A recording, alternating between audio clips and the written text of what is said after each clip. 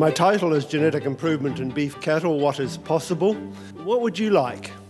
And when I say you, just think of your own situation as a researcher, a seed stock producer, a cow-calf operator, a packer, a feedlot operator. This is the you I'm talking about. Would you like to compare the available bulls, calves, feedlot animals for their ability to increase the profitability of your herd, your feedlot, your packing operation? Would you like to know the performance of the progeny, a male and female progeny, of the breeding bulls you sell, to rank your cows on the contribution they make to the profitability of your cow-calf operation? Would you like to remove duplication in data recording? Would you like to have access to feedlot and packer data on animals that resulted from the bulls you bred? Would you like to have all the data for your herd readily available to you? It is possible, and it's happening now, but not in Canada. What I'm going to talk about is the concept of a Canadian Beef Improvement Network. I want to answer a couple of questions first. Is CBIN needed? The simple answer is yes.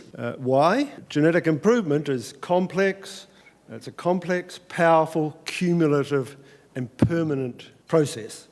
You've already got a national beef strategy which is calling for a production efficiency increase of 15%, a competitiveness increase of 7%, this is the competitiveness of your products, an increase in carcass value of 15%, all by 2020.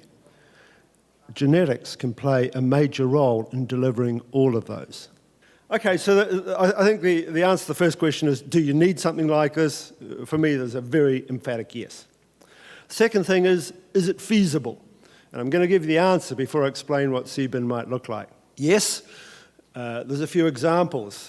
Canadian Dairy Network is an example. ICBF, the Irish Cattle Breeding Federation, and that's the bit of my history that I wasn't introduced with, but I spent from 1998 to October 2012 as the Chief Executive of the Irish Cattle Breeding Federation. You have many of the elements already, and very few of them are not present. The time is right, and I think, Mike, you said it yesterday, there's never a wrong time to do this. Whether the prices are high, you can afford it. If the prices are low, you need to do it more than ever. So look, the time is right, and there's a very large prize involved. I just give you three examples of the sorts of returns on investment. Canadian Dairy Network, Filippo, I think this was some of your work, valued at $472 million per year at a cost of $2.5 million per year on an annual basis. The ICBF have recently published something, $1.1 billion, as a result of an investment over 15 years of $73 million. And there's been some work done by Peter Fennessy and others looking at the Canadian beef situation, looking at something like $180 million per year. He didn't know what the cost was going to be. I made up a number, what the cost might be, and I'm suggesting it might be $5 million a year to operate a CBIN. So the returns are large. So what's the strategy for CBIN?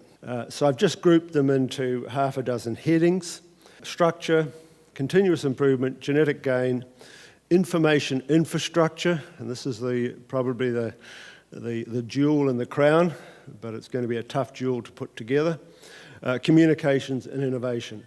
I think if you can deal with those 6 topics, you can have a very effective CBIN. Structure.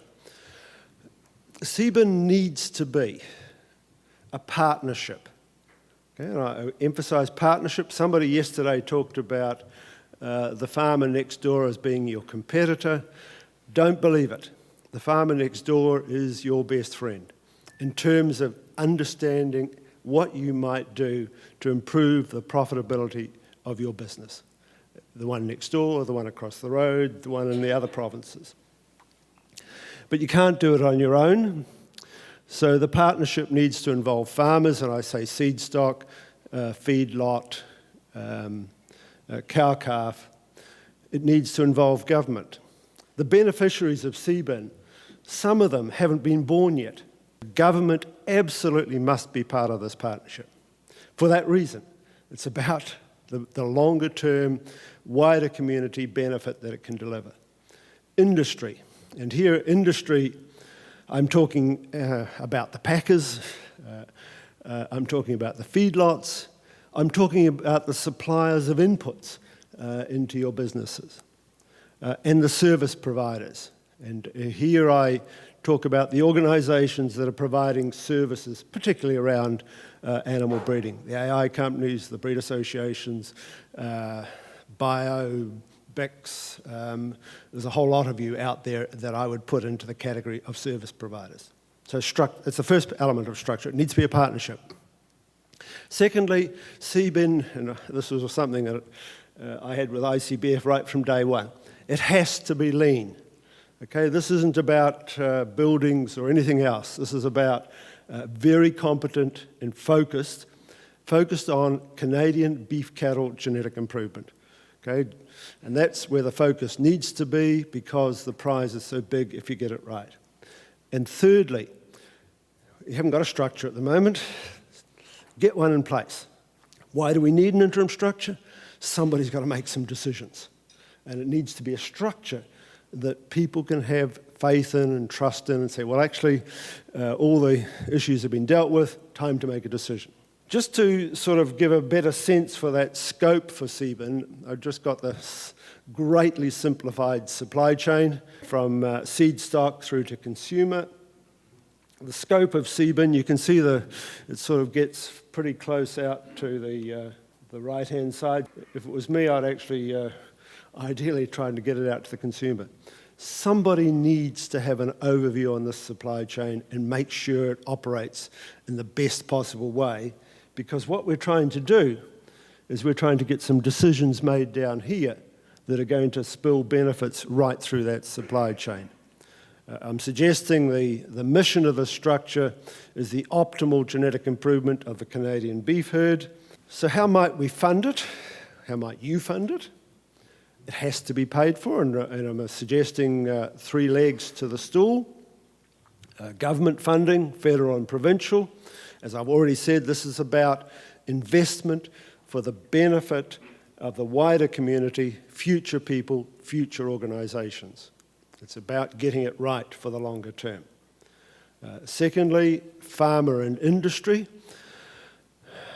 And this is money that needs to be on behalf of every farmer, all sectors of the industry, so that CBIN can invest in something that's good for everybody.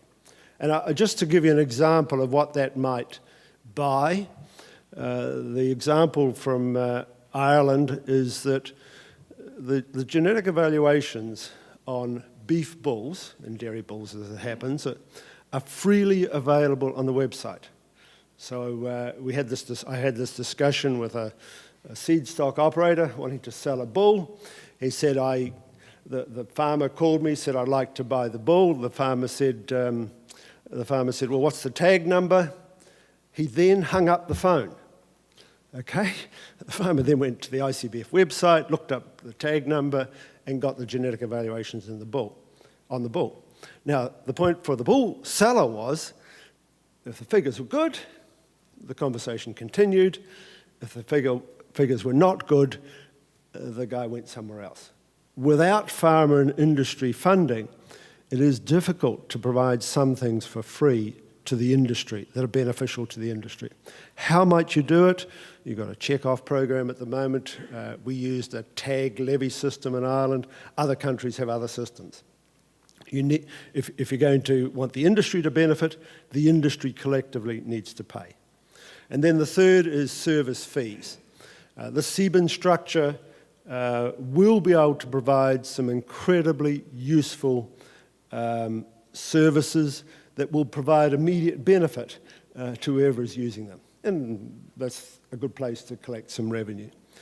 And what I'm suggesting, and it's certainly our experience with ICBF, most of these benefits are going to come, and these are why you might spend the money. They're going to do better than you currently can do, either because you can save some money, you can get these services more efficiently than you currently get them, and more often is because they're going to be improved services.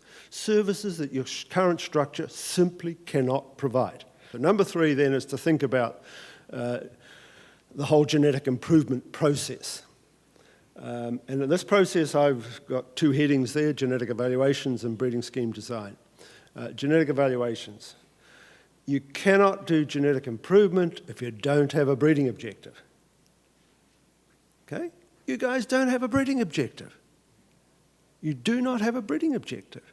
And I mean, I'm sorry, but you're not going to get there if you don't have one. How do you know where you're going? You know, somebody says it should be feed intake. Somebody else says it should be the female fertility. Somebody else says it should be calving ease. What we did with the Irish situation, essentially we said, look, the objective is to breed animals that maximise the profitability of the commercial herds. We're into number 4, the information infrastructure.